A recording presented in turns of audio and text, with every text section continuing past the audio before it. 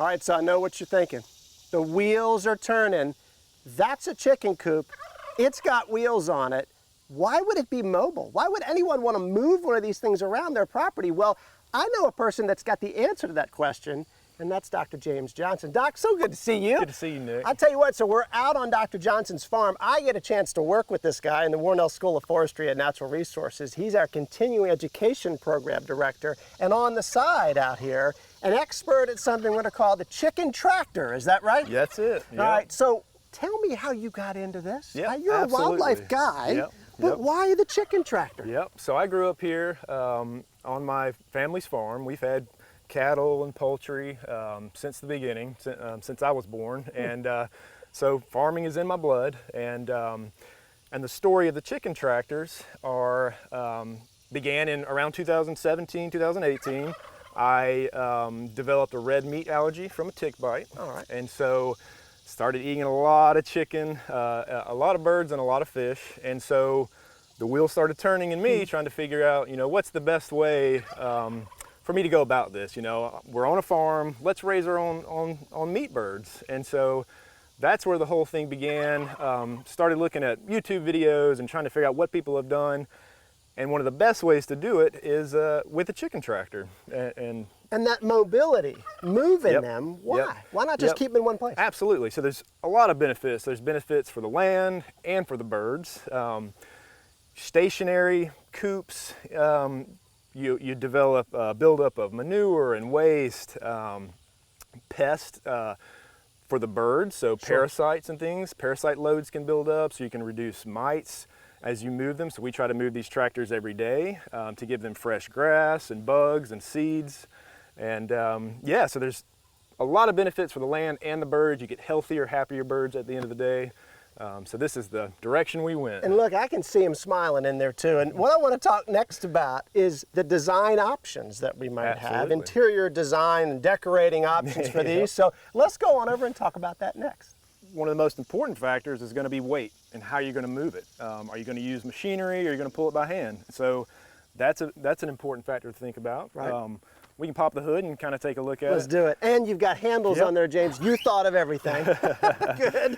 And so I can't take full credit. My dad is the mastermind behind the build designs on both of these tractors. And so we've got, it's summer, it's hot, so we've got full airflow, the back's open, we can get a good draft through these. I noticed that. The nice thing about them being mobile, if it gets too hot, we can pull them to the shade if we want to. Animal welfare, huge to think about, absolutely. making sure these ladies are okay in here. And these feeding stations Yep. are up and down as well. Yep, so you can pull these up and down, All right. get them out of their way.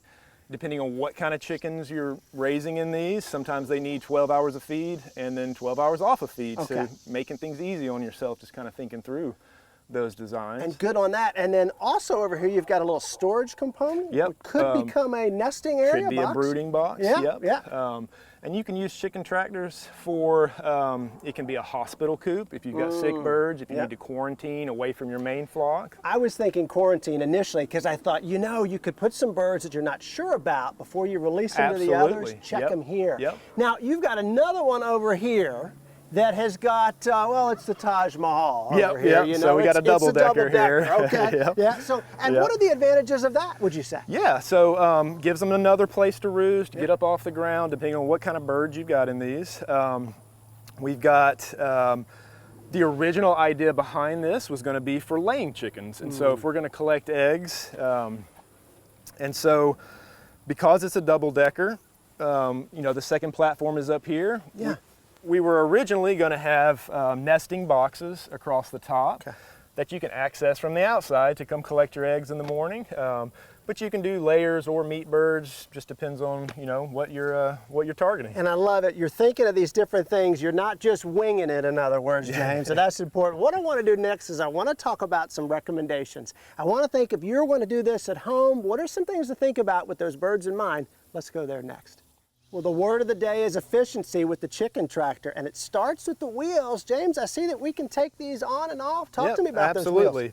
So these are tubeless wheels. They can withstand being out in the weather, in the sun, and they're not going to go flat. It's like NASCAR, just like that. Pit change there. There you go. And when that wheel comes off, I notice that that gap goes away. Yep, we can flush. Flush them to the ground. You know, we've got all kinds of predators, foxes, raccoons that are going to want to get under there and get themselves a chicken dinner. So that's right. So being able to do that is essential. Absolutely. And when you're moving them, when the wheels are on, how often are you moving these things? So it depends on how many birds you have and what age they're at. I typically move standard breed chickens about once per day, and so it gives them a fresh meal every day of grass and bugs and seeds, and that can offset your feed cost as well.